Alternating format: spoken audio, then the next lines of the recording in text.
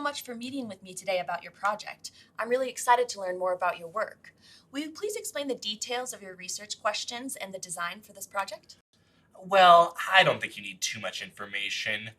Basically, we would like you to run an ANCOVA and get us the p-values for each factor. I also have a list of tables I need to add p-values to. It's funny. Most people think of statisticians as number crunchers based on how statistics has been historically taught, but the more important role that we have is study design and aligning the analysis with research questions and design. I do want to do my best to help you justify your results. If I just run the analysis without enough information, I'll have a hard time clearly communicating the results. And of course, we want to avoid mistakes and misleading conclusions. Well, if I could do it myself, I would, but I really need someone to take the data and put it into a program and give me the p-values. I feel comfortable using the p-values from there. Isn't your role to provide me with the results I need for my research?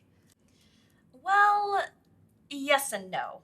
I do want to provide you with what you need for your research, but I can't do that without a clear understanding of your work. The benefit of collaborating with a statistician is a in-depth analysis and assessing assumptions.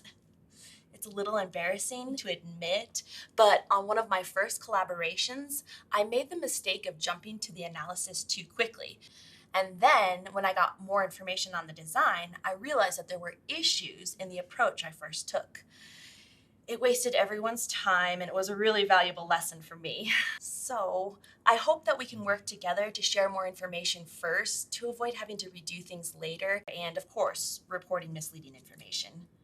Okay, that makes sense. But I really don't have a lot of extra time for this project. What info did you need again? I would like to learn about your specific research questions and the details of how you carried out the experiment. We have a new treatment that can prevent a fungus in roses during storage. We have two factors and a covariate, so that means ANCOVA is the way to go, right?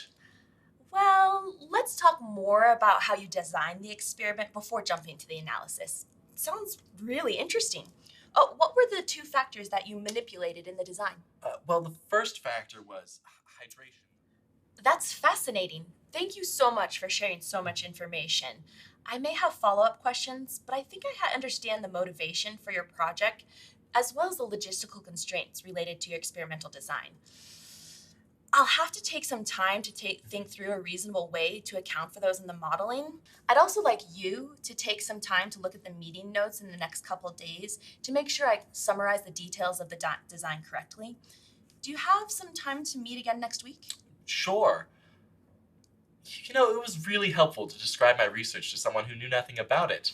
You asked very different questions than the ones my colleagues typically ask. I didn't realize that some of the things related to the design could affect how we do the analysis. I have some stuff to think about for future work.